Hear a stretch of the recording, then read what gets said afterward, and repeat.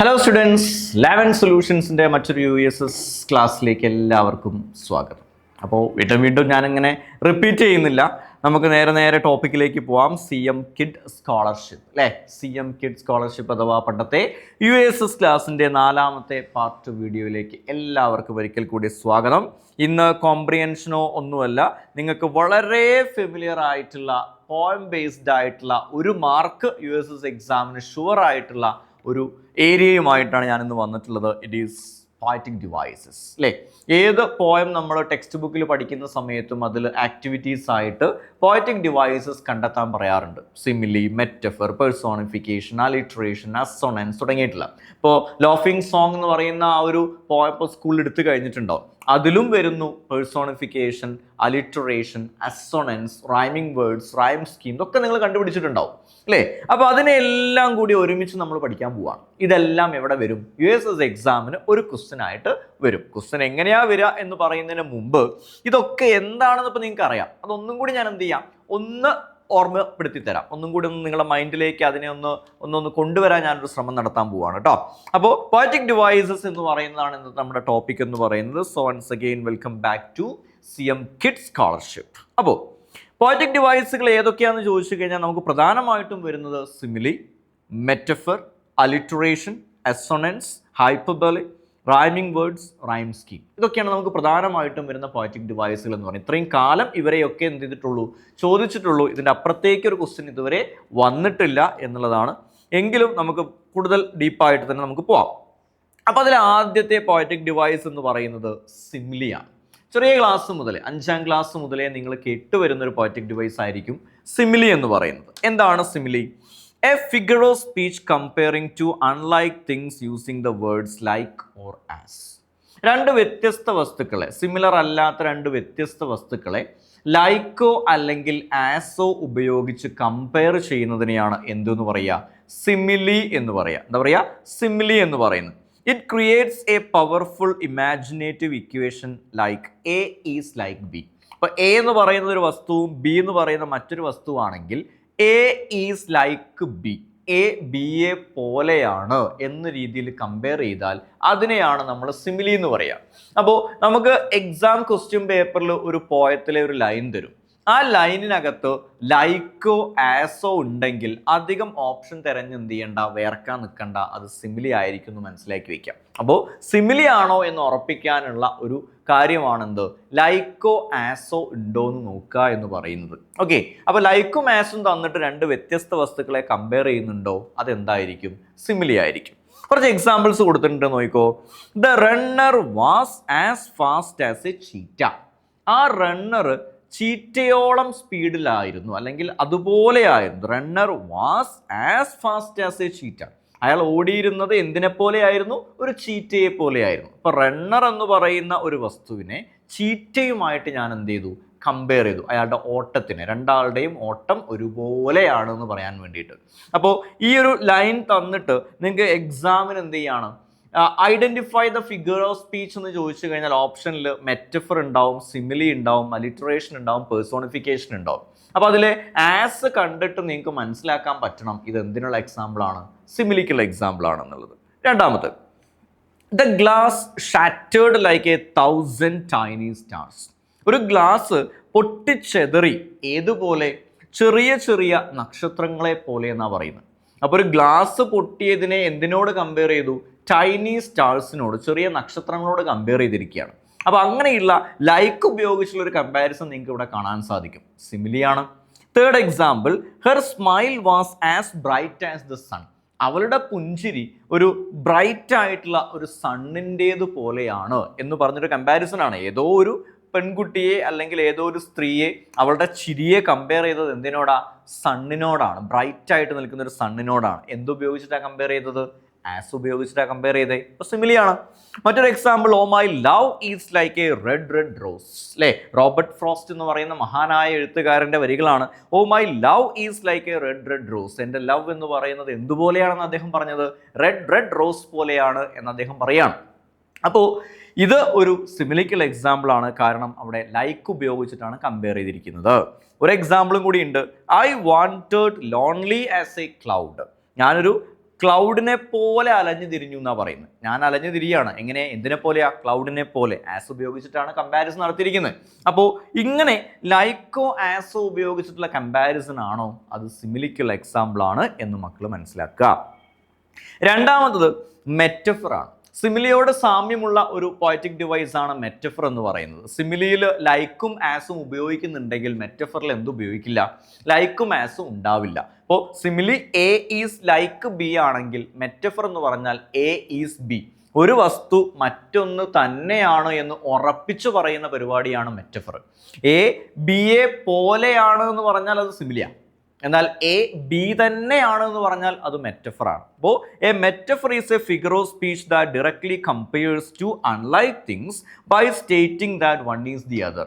ഒരു വസ്തു മറ്റൊന്നാണ് അല്ലെങ്കിൽ ഒരു വസ്തു മറ്റൊന്നിനെ മറ്റൊന്ന് തന്നെയാണ് എന്ന് പറയുന്ന രീതിയിലുള്ള കമ്പാരിസണെയാണ് മെറ്റഫർ എന്ന് പറയുക. എക്സാമ്പിൾ കേട്ടാൽ വളരെ സിമ്പിളായിട്ട് മനസ്സിലാവും. Her voice is music to his ears. അവളുടെ ശബ്ദം അവൻ്റെ കാതുകൾക്ക് സംഗീതമാണ്. സംഗീതം പോലെയാണെന്നല്ല പറഞ്ഞത്, പിന്നെയോ സംഗീതം തന്നെയാണ് എന്നുള്ള കമ്പാരിസൺ ആണ് ഇവിടെ ഉപയോഗിച്ചിരിക്കുന്നത്. Time is A thief.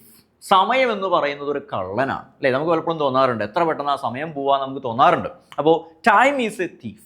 Time എന്ന് പറഞ്ഞാൽ ഒരു കള്ളനാണ്. കള്ളനെ പോലെയാണെന്നല്ല, കള്ളൻ തന്നെയാണെന്നാണ് പറയുന്നത്. Life is A journey. ജീവിതം ഒരു യാത്രയാണ് അല്ലേ? Life is A journey. ലൈഫിനെ എന്തിനോട് കമ്പയർ ചെയ്തു? ഒരു യാത്രയോട് കമ്പയർ ചെയ്തു. പോലെയാണെന്നല്ലല്ലോ പറഞ്ഞത്. എങ്ങനെയാ പറഞ്ഞത്? Life is A journey. Life എന്ത് തന്നെയാണ്? ഒരു ജേണി തന്നെയാണ് എന്ന് ഉറപ്പിച്ചു പറയുന്ന രീതിയിലുള്ള കമ്പാരിസൺ ആണ്. അപ്പം ഇങ്ങനെ ലൈക്കും ആസും ഉപയോഗിക്കാതെ ഒരു വസ്തു മറ്റൊന്നാണ് എന്ന് പറഞ്ഞാൽ ദാറ്റ് ഈസ് മെറ്റഫർ. അതാണ് എന്ത്? മെറ്റഫർ എന്ന് പറയുന്നത്. ഇനി നമ്മൾ പോകുന്നു മറ്റൊരു പോയറ്റിക് ഡിവൈസ്. നിങ്ങൾക്ക് പരിചയമുള്ള പോയറ്റിക് ഡിവൈസ് ആണ് അലിറ്ററേഷൻ അല്ലേ? അലിറ്ററേഷൻ എന്താണ്? Alliteration repetition of an initial consonant sound in words that are adjacent to each other. അപ്പോൾ വവ്വൽ സൗണ്ട് മക്കൾക്ക് അറിയാം. A E I O U ആണല്ലോ, അറിയാലോ. ഇതല്ലാത്ത സൗണ്ടുകളെയാണ് നമ്മൾ കോൺസണന്റ് സൗണ്ടുകൾ എന്ന് പറയാം. A E I O U അല്ലാത്ത ബാക്കിയുള്ള സൗണ്ടുകളെയാണ് നമ്മൾ കോൺസണന്റ് സൗണ്ടുകൾ എന്ന് പറയാം. കോൺസണന്റ് സൗണ്ടുകൾ ഒരു കവിതയിലെ ഒരു വരിയിലെ പല വേർഡുകളുടെ തുടക്കത്തിൽ ഇങ്ങനെ എന്ത് ചെയ്തു വരിക? റിപ്പീറ്റ് ചെയ്തു വരുന്നതിനെയാണ് അലിറ്ററേഷൻ എന്ന് പറയാം. എന്താ പറയുക? അലിറ്ററേഷൻ എന്ന് പറയാം. ഇപ്പോൾ എക്സാമ്പിൾ നോക്കിയാൽ നിങ്ങൾക്ക് വേഗം മനസ്സിലാവും. Silence surged softly. എന്താണ്? Silence surged softly. സൈലൻസ് ആ വേർഡ് തുടങ്ങുന്ന സൗണ്ട് ഏതാ? സ് സൗണ്ടാണ്. സർജ്ഡ് ഏതാ സൗണ്ട്? സ് സൗണ്ടിലാണ് ആ വേർഡും തുടങ്ങുന്നത്. മൂന്നാമത്തെ വേർഡ് സോഫ്റ്റ്ലി ഏതാ സൗണ്ട്? സ് സൗണ്ടാണ്. അപ്പോൾ ഒരു വരിയിലെ 3 വേർഡുകളും തുടങ്ങുന്ന ഒരേ സൗണ്ടിലാണ്, സ് സൗണ്ടിലാണ്. അതൊരു കോൺസണന്റ് സൗണ്ടാണ്. അപ്പോൾ എന്തിനുള്ള എക്സാമ്പിളായി? അലിറ്ററേഷനുള്ള എക്സാമ്പിളായി. രണ്ടാമത്തെ എക്സാമ്പിൾ നോക്കി. The furrow followed free. The furrow followed free. അപ്പോൾ ഫറോ ഫ് സൗണ്ടിൽ തുടങ്ങുന്നു, ഫോളോവ്ഡ് ഫ് സൗണ്ടിൽ തുടങ്ങുന്നു, ഫ്രീ ഫ് സൗണ്ടിൽ തുടങ്ങുന്നു. അപ്പോൾ ഫ് എന്ന് പറയുന്ന സൗണ്ട് വവൽ സൗണ്ട് അല്ല, കോൺസണന്റ് സൗണ്ട് ആണ്. അപ്പോൾ അങ്ങനെയുള്ള റിപ്പിറ്റേഷനെ നമുക്ക് എന്തെന്ന് പറയാം? അലിറ്ററേഷൻ എന്ന് പറയാം. ഇനി നമ്മൾ തേർഡ് എക്സാമ്പിളിലേക്ക് നോക്കിക്കഴിഞ്ഞാൽ the sun set silently on the serene sea എന്നാണ് കൊടുത്തിരിക്കുന്നത്. അപ്പോൾ ദ സൺ സ് സൗണ്ടാണ്, സെറ്റ്സ് സ് സൗണ്ടിലാണ്, സൈലന്റ്ലി സ് സൗണ്ടാണ്, സുറീൻ സി അവിടെയും സ് സൗണ്ട് റിപ്പീറ്റ് ചെയ്യുന്നുണ്ട്. അപ്പോൾ ഇത്തരത്തിൽ കോൺസണന്റ് സൗണ്ടുകൾ റിപ്പീറ്റ് ചെയ്ത് വന്നാൽ അതിനെയാണ് മക്കളെ നമ്മൾ എന്തെന്ന് പറയുക? അലിറ്ററേഷൻ എന്ന് പറയുക എന്ന് മനസ്സിലാക്കി വയ്ക്കാം. റെഡിയാണല്ലോ? അലിറ്ററേഷൻ വളരെ സിമ്പിളായിട്ട് മനസ്സിലായി എന്ന് വിശ്വസിക്കുന്നു. ഇനി അസോണൻസ്. ഇപ്പോൾ ലോഫിംഗ് സോങ്ങിനെ കുറിച്ച് നമ്മൾ നേരത്തെ പറഞ്ഞു. അതിൽ ടെക്സ്റ്റ് ബുക്കിൽ വരുന്ന ഒരു ആക്ടിവിറ്റിയാണ് അസോണൻസ് കണ്ടുപിടിക്കുക എന്ന് പറയുന്നത്. റിപ്പീറ്റഡ് വവൽ സൗണ്ട്സ് ആണ്. അതായത് നേരത്തെ നമ്മൾ കോൺസണന്റ് സൗണ്ട് ആണ് പറഞ്ഞത് എങ്കിൽ അലിറ്ററേഷൻ കോൺസണന്റ് സൗണ്ടിന്റെ റിപ്പീറ്റേഷൻ ആണെങ്കിൽ അസോണൻസ് എന്ന് പറഞ്ഞാൽ വവൽ സൗണ്ട്സിന്റെ റിപ്പീറ്റേഷൻ ആണ്. അതായത് A E I O U ഇതിന്റെ റിപ്പീറ്റേഷനെയാണ് നമ്മൾ അസോണൻസ് എന്ന് പറയാം. ഫോർ എക്സാമ്പിൾ പറയുകയാണെങ്കിൽ അസോണൻസിന് മറ്റൊരു പ്രത്യേകത എന്ന് പറഞ്ഞാൽ വേർഡിന്റെ തുടക്കത്തിൽ തന്നെ റിപ്പീറ്റ് ചെയ്യണം നിർബന്ധമില്ല. വേർഡിന്റെ തുടക്കത്തിലോ നടുവിലോ എൻഡിലോ എവിടെയെങ്കിലും ഒരു വവൽ സൗണ്ട് റിപ്പീറ്റ് ചെയ്താൽ മതി. അപ്പോൾ നോക്കി. A host of golden daffodils. A host of golden daffodils. Host മിഡിലായിട്ടൊരു ഓ സൗണ്ട് നമുക്ക് കാണാം. ഗോൾഡൻ ഓ സൗണ്ട് കാണാം. ഡാഫോഡിൽസ് ഓ സൗണ്ട് നമുക്ക് കാണാം. അതേപോലെ മറ്റൊരു എക്സാമ്പിൾ ബിനീത്ത് ദ ട്രീസ് ആണ്. Beneath the trees. ബിനീത്ത് ഒരു ഇ സൗണ്ട് വരുന്നതായിട്ട് കാണാം. ട്രീസ്. ഒരു ഇ സൗണ്ട് വീണ്ടും അവിടെ റിപ്പീറ്റ് ചെയ്ത് വരുന്നുണ്ട്. അപ്പോൾ ഇത്തരത്തിലുള്ള റെപ്പിറ്റേഷനെയാണ് നമ്മൾ എന്തെന്ന് പറയുക, അസോണൻസ് എന്ന് പറയുക എന്ന് മനസ്സിലാക്കിയിരിക്കുക. അതുപോലെ മറ്റൊരു പോയറ്റിക് ഡിവൈസ്, ഇതും ലോഫിംഗ് സോങ്ങിൽ വരുന്നുണ്ട്, പേഴ്സോണിഫിക്കേഷൻ ആണ്. വളരെ സിമ്പിൾ ആയിട്ട് പറഞ്ഞാൽ giving human attributes to an inanimate object. മനുഷ്യനുള്ള എന്തെങ്കിലും ഒരു കഴിവ്, മനുഷ്യനല്ലാത്ത ഒരു വസ്തുവിന്, ഒരു അനിമലിനോ അല്ലെങ്കിൽ ഒരു അബ്സ്ട്രാക്റ്റ് ക്വാളിറ്റിക്കോ എന്തിനെങ്കിലും കൊടുത്തു കഴിഞ്ഞാൽ അതിനെയാണ് എന്തെന്ന് പറയുക, പേഴ്സോണിഫിക്കേഷൻ എന്ന് പറയുക. അപ്പോൾ മനുഷ്യനുള്ള എന്തെങ്കിലും ഒരു കഴിവ്, പാടാനുള്ള കഴിവോ നടക്കാനുള്ള കഴിവോ ചാടാനുള്ള കഴിവോ എന്തെങ്കിലും ഒരു കഴിവ് മനുഷ്യനല്ലാത്ത വസ്തുവിന് കൊടുത്തുകൊണ്ട് പറയുന്ന പരിപാടിക്കാണ് പേഴ്സോണിഫിക്കേഷൻ എന്ന് പറയാം. എക്സാമ്പിൾ വളരെ സിമ്പിൾ ആയിട്ട് നിങ്ങൾക്കത് മനസ്സിലാക്കി തരും. എന്താണ്? The sun was sinking low. സൂര്യൻ പതുക്കെ മുങ്ങുന്നു. ഈ മുങ്ങുക എന്ന് പറയുന്ന പരിപാടി ചെയ്യുന്നത് ആരാ? മനുഷ്യന്മാരാ, അല്ലെ? മുങ്ങൽ വിദഗ്ധരാണല്ലോ മനുഷ്യന്മാർ. അപ്പോൾ അങ്ങനെയുള്ള മുങ്ങുക എന്ന് പറയുന്ന പരിപാടി ഇവിടെ ആർക്കാ കൊടുത്തേ? സണ്ണിനാണ് കൊടുത്തത്. സണ്ണൊരു മനുഷ്യനാണോ? ഒരിക്കലും അല്ല. അപ്പോൾ മനുഷ്യനല്ലാത്ത ഒരു വസ്തുവിന് ഇത്തരത്തിലുള്ള മനുഷ്യന്റെ കഴിവുകളെ കൊടുക്കുന്നതിനെയാണ് പേഴ്സോണിഫിക്കേഷൻ എന്ന് പറയുക. മറ്റൊരു example, simple example, the hills laugh. കുന്നുകൾ ചിരിക്കുന്നു. ആരാ ചിരിക്കുക? മനുഷ്യന്മാരാ ചിരിക്കുക. കുന്നുകൾ ചിരിക്കോ?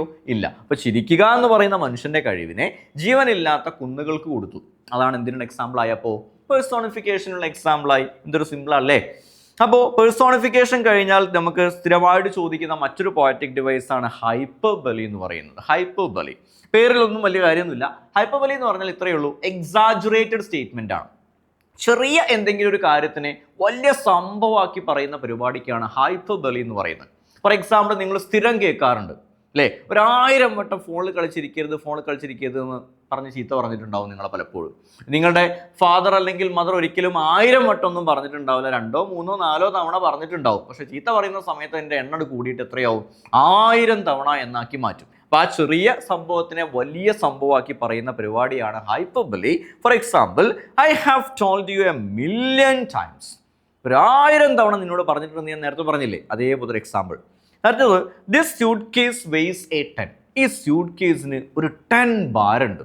ഉണ്ടാവുമോ? ഒരിക്കലും ഇല്ല. ഒരു 15, 20, 25 കിലോക്ക് ഒരു സൂട്ട് കേസിന്റെ ഭാരം ഉണ്ടാവുള്ളൂ. എങ്ങോട്ടും പറയുന്നത് 1000 കിലോ ഭാരമുണ്ട് എന്നൊക്കെ വലിയ സംഭവമാക്കി നമ്മൾ പറയും.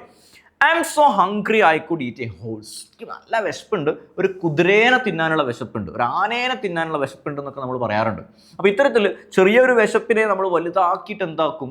ഒരു ആനേനെ തിന്നാനുള്ള വിശപ്പുണ്ട് എന്ന് പറയും. അപ്പോൾ ഇത്തരത്തിൽ ചെറിയൊരു സംഭവത്തിനെ പൊലിപ്പിച്ച് വലിയ സംഭവമാക്കി പറയുന്നതിനെയാണ് എന്തെന്ന് പറയുക? ഹൈപ്പർബലി എന്ന് പറയുന്നത്. മറ്റൊരു പോയറ്റിക് ഡിവൈസ് ആണ് കേട്ടോ. ഇനി നിങ്ങൾക്ക് വളരെ സിമ്പിളായിട്ട് അറിയുന്ന റൈമിംഗ് വേർഡ്സ് ആണ്. റൈമിംഗ് വേർഡ്സ് എന്താണെന്ന് നമുക്കറിയാം. ഒരു പോയത്തിലെ അവസാനത്തെ, ഒരു വരിയിലെ അവസാനത്തെ വേർഡുകൾ ഒരേ പ്രൊനൗൺസിയേഷൻ വരുന്നുണ്ടെങ്കിൽ അവരെയാണ് നമ്മൾ റൈമിംഗ് വേർഡ്സ് എന്ന് പറയാം. നിങ്ങൾക്ക് അറിയുന്നതാണ് എങ്കിലും പറയാം. I heard 1000 blended notes. ആദ്യ വരി അവസാനിക്കുന്നത് നോട്ട്സ്. അതുപോലെ മൂന്നാമത്തെ വരി നോക്കിയേ, in that sweet mood when pleasant thoughts അല്ലേ?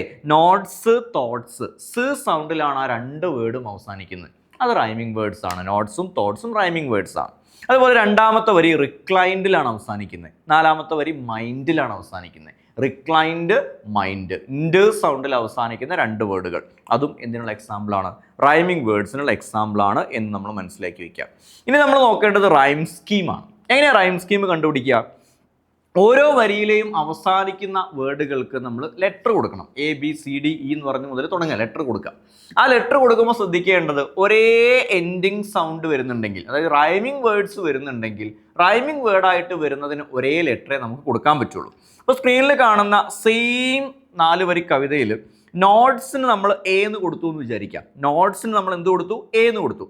നോട്ട്സിന് A കൊടുക്കുമ്പോൾ തോട്ട്സിനും എന്തെന്നെ കൊടുക്കാൻ പറ്റുള്ളൂ? A എന്നേ കൊടുക്കാൻ പറ്റുള്ളൂ. അപ്പോൾ നോട്ട്സും തോട്ട്സും A ആയി. റിക്ലൈൻഡിന് നമുക്ക് B കൊടുക്കാൻ പറ്റുള്ളൂ.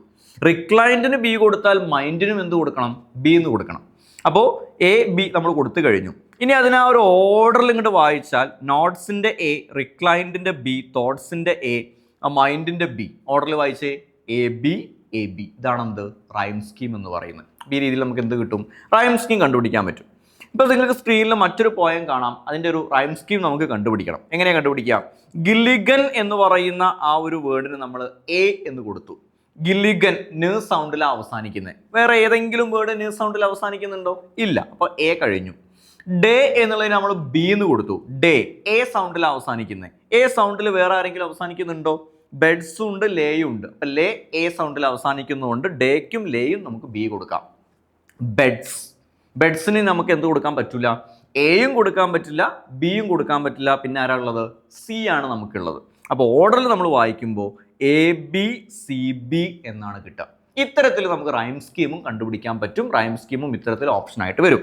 ഓക്കെ, അപ്പോൾ ഇനി നമുക്ക് നോക്കാനുള്ളത് ഏതാനും ചില പ്രീവിയസ് ക്വസ്റ്റ്യൻസ് ആണ്. അതോട് കൂടിയിട്ട് പോയറ്റിക് ഡിവൈസിന്റെ ക്ലാസ് കഴിയും. 1 മാർക്ക് നിങ്ങൾക്ക് കിട്ടും.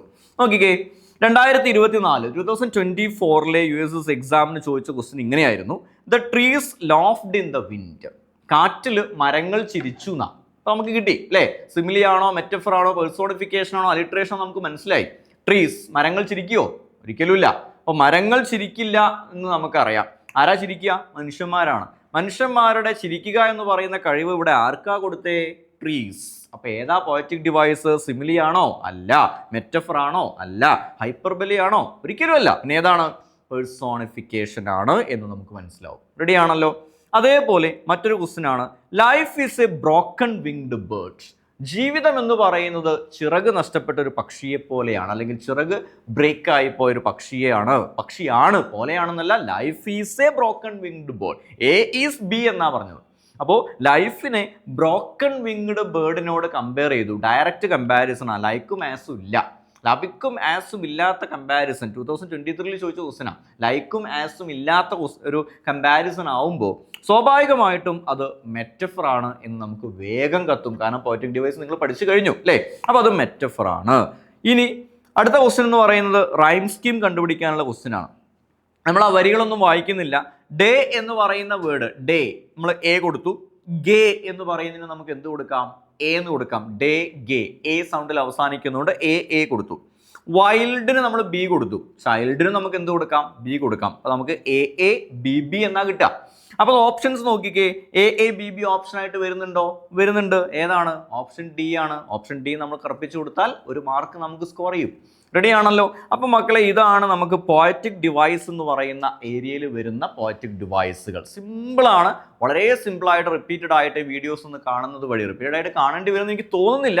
നിങ്ങൾക്ക് ഈസി ആയിട്ട് മനസ്സിലായിട്ടുണ്ടാവും. ഏതെങ്കിലും പോയറ്റിക് ഡിവൈസിൽ ഡൗട്ട് ഉണ്ടെങ്കിൽ ഒന്നും കൂടി റിപ്പീറ്റഡ് ആയിട്ട് അതൊന്ന് കണ്ട് മനസ്സിലാക്കി വെക്കുക. സോ മൈ ഡിയർ സ്റ്റുഡൻസ്, ഇതാണ് പോയറ്റിക് ഡിവൈസ് നിങ്ങൾക്ക് പഠിക്കാനുള്ളത്. ഇത്രയേ ഉള്ളൂ USS എക്സാമിന്, അല്ലെങ്കിൽ CM കിഡ്സ് സ്കോളർഷിപ്പ് എക്സാം എഴുതാൻ പോകുന്ന നിങ്ങൾക്ക് പഠിക്കാനുള്ള പോയറ്റിക് ഡിവൈസുകൾ എന്ന് പറയുന്നത്.